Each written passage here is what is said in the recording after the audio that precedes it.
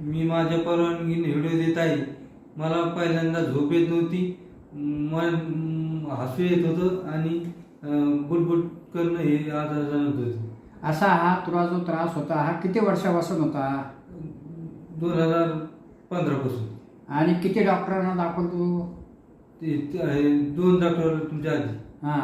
आणि तिथे अकोल्याला आणि औरंगाबादला मोठ्या दवाखान्यात ॲडमिट केलं होतं का? केलं 15 आणि दिवस. त्यावेळेस तुला इंजेक्शन दिले होते का?